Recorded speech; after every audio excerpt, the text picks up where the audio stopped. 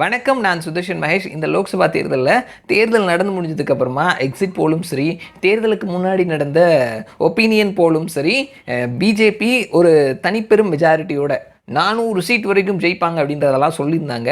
ஆனால் election result வரும் பொழுது அவங்க மெஜாரிட்டியை தொட்டு கடந்து 300 தொடாமல் அப்படின்ற நிலைமையில் இருந்தாங்க.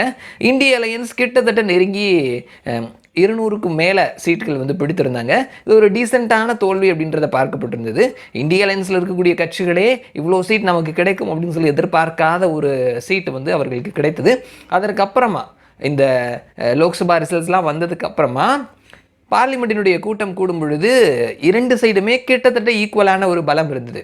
மெஜாரிட்டி கிடைத்திருந்தாலும் ஆப்போசிட்டில் இருக்கிறவங்களும் ஒரு வலுவான எதிர்க்கட்சியாக இருந்தாங்க.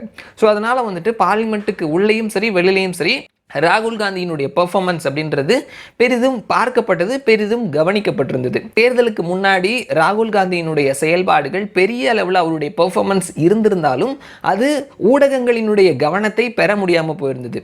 நியூஸ் சேனலில் போடும் பொழுது அதற்கு பெரிய கவனம் கொடுக்கப்படலை அப்படின்றத அந்த கட்சி சார்பிலேருந்து பலர் அதை ஒரு பெரும் குறையாக சொல்லிட்டு இருந்தாங்க. அவர் பாரத் ஜோடோ யாத்திரை, பாரத் ஜோடோ நியாய் யாத்திரை அப்படின்னு சொல்லிட்டு பல யாத்திரைகள் போகும் பொழுதும் சரி, பல பெர்ஃபார்மன்ஸ் பண்ணும் பொழுதும் சரி, பல விஷயங்கள் செய்யும் பொழுதும் சரி, அது ஊடகங்களினுடைய வெளிச்சத்தை பெறாமலேயே இருந்தது. நியூஸ் பேப்பர்ல பார்த்தோம் அப்படின்னா 3வது 4வது பக்கத்துல தான் இருக்குது. அது ஒரு சின்ன காலம் நியூஸா தான் இருக்குது அப்படின்றத அந்த கட்சியை சேர்ந்தவர்களும் சரி, பொலிட்டிக்கல் அனலைசர்ஸும் சரி, பலரும் அவர்களுடைய கருத்துக்களை சொல்லியிருந்தாங்க. ராகுலுக்கு மீடியா பெரிய அளவில் ஸ்பேஸ் கொடுக்கல அப்படின்னு சொல்லிட்டு. ஆனால் ராகுல் பார்லிமெண்ட்டில் அவர் பேசக்கூடிய விஷயங்கள், செய்யக்கூடிய விஷயங்கள், அது உண்மையான விஷயங்களாக இருந்தாலும் சரி, வாதத்திற்கு சொல்லக்கூடிய பொய்களாக இருந்தாலும் சரி, அதை ஊடகங்கள் எடுத்து காட்டுறாங்க. ஊடகங்களில் அவருடைய பெயர் பெரிய அளவில் வருது.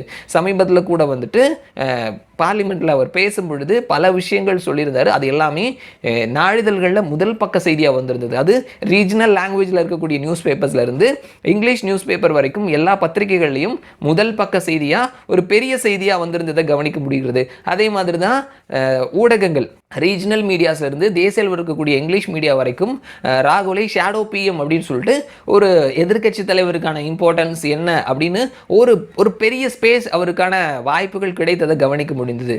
ஸோ இதை இந்திய அலையன்ஸில் இருக்கக்கூடிய மமதா பானர்ஜி கூர்ந்து கவனிச்சுட்டு இருக்கிறாங்க. ஸோ அவர்களால் ராகுலுக்கு இவ்வளோ பெரிய ஸ்பேஸ் கிடைக்கிறத அவங்களால பொறுத்துக்க முடியல. இதற்கு முன்னாடி இந்திய அலையன்ஸில் இருக்கும் பொழுதும் சரி, அவர்கள் தனியாக ஒரு கட்சி தான் பெருசு, அவர்களுக்கு கீழே தான் நாங்கள் அப்படின்றத அக்செப்ட் பண்ணாத சில கட்சிகளில் மமதா பானர்ஜியும் ஒருத்தங்க.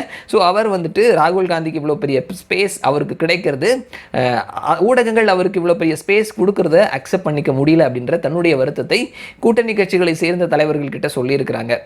குறிப்பா அம்பானியினுடைய பையன் திருமணத்திற்காக மகாராஷ்டிரா வந்திருந்த மமதா பானர்ஜி சரத் பவார், அகிலேஷ் யாதவ், உத்தவ் தாக்கரே இவங்களெல்லாம் சந்தித்து பேசியிருக்கிறாரு. ஸோ அப்போ இந்திய அலையன்ஸினுடைய வெற்றிக்கு எல்லா ரீஜனல் பார்ட்டிஸினுடைய பங்களிப்பும் முக்கியமாக இருந்தது.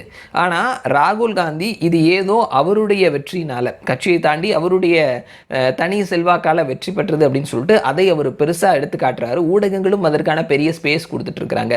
மகாராஷ்டிராவாக இருந்தாலும் சரி, உத்தரப்பிரதேசமாக இருந்தாலும் சரி, தமிழ்நாடாக இருந்தாலும் சரி, மேற்கு வங்காளமாக இருந்தாலும் சரி, இங்கெல்லாம் பிஜேபியினுடைய தோல்விக்கும் இந்திய அலையன்ஸினுடைய வெற்றிக்கும் ராகுலினுடைய பங்களிப்பு 0. ஸோ அதை நாம பறைசாற்றணும். இது கூட்டணி கட்சிகளால் ஏற்பட்ட வெற்றி, தனி ஒரு கட்சிக்கோ தனி ஒரு நபருக்கோ ஏற்பட்ட வெற்றி கிடையாது அப்படின்றத பறைசாற்றணும் அப்படின்ற ஒரு விஷயத்தை சொல்லியிருக்கிறாங்களாம். இதை தமிழகத்தை சேர்ந்த எம்பி கனிமொழிக்கு டீம் சொல்லியிருக்கிறாங்க. விரைவிலேயே ஸ்டாலினையும் சந்தித்து பேசவிருக்கிறாங்கன்ற செய்தியும் நம்ம பார்க்க முடிகிறது. ஸோ இது இந்திய அலையன்ஸில் ஒரு பிளவை ஏற்படுத்துமா அப்படின்னு கேட்டோம்னா இப்போதைக்கு இல்லை. அப்படின்னாலுமே ஒரு கட்டத்துக்கு மேலே பெரியண்ணன் மனப்பான்மையில் காங்கிரஸ் செயல்பட்டாங்க, எல்லாத்துக்குமே காரணம் நாங்கள் தான் செயல்பட்டாங்கன்னா இந்திய அலையன்ஸ் உடையறதுக்கான வாய்ப்புகள் நிறையவே இருக்குது.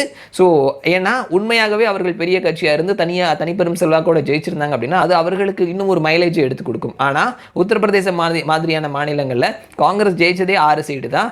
ஆனால் அந்த வெற்றியை வச்சுக்கிட்டு நாங்கள் குஜராத்தில் ஒன்றுமே இல்லாமல் பண்ணுவோம்னு சொல்கிறது எல்லாமே தங்களுடைய வெற்றியாக அதை காட்டிக்கிறதுக்கு அவங்க முயற்சி பண்ணுறாங்க. இதை தொடர்ந்து செய்தார்கள் அப்படின்னா மமதா மாதிரியான இந்த கட்சிகளை எதிர்பார்க்காம தனியாக ரீஜனலில் ஜெயிக்கக்கூடிய கட்சிகள் தனியாக போகிறதுக்கான வாய்ப்புகளும் நிறையவே இருக்குது. இல்லை அப்படின்னா அகிலேஷ் யாதவை கூட்டிகிட்டு போயிட்டு மேற்கு வங்காளத்தில் மமதா பானர்ஜி பிரச்சாரம் பொதுக்கூட்டம் இந்த மாதிரியான விஷயங்களை செஞ்சுட்டு இருக்காங்க. ஸோ அந்த மாதிரி போயிட்டாங்க அப்படின்னா காங்கிரஸ் தனித்து விடப்படுறதுக்கான வாய்ப்புகளும் இருக்குது. ஸோ அனுசரித்து போக வேண்டிய சூழல். எப்படி திமுக தன்னுடைய கூட்டணி கட்சிகள் தான் பலமாக இருந்தாலும் கூட்டணி கட்சிகளை அனுசரித்து போகிறாங்களோ அந்த மாதிரியான ஒரு மென்டாலிட்டியில் அப்படியே போனாங்க அப்படின்னா அவர்களுக்கும் நல்லது, இந்திய அலையன்ஸுக்கும் நல்லது. இல்லை நீங்கள் என்ன வேணா பண்ணிட்டு போங்க, எங்கள் தலைவர் ராகுல் தான் அப்படின்ற மாதிரி ராகுலை மட்டும் நீங்கள் தூக்கி நிறுத்திட்டு இருந்தீங்கன்னா அது இந்திய அலையன்ஸுக்கு பிளவை ஏற்படுத்துறதுக்கான வாய்ப்புகளும் இருக்குது. நடக்கிறது என்ன அப்படின்றத வெயிட் பண்ணி பார்க்கலாம். மறுபடியும் நான் உங்களை இன்னொரு வீடியோவில் சந்திக்கிறேன். அது வரைக்கும் நன்றி.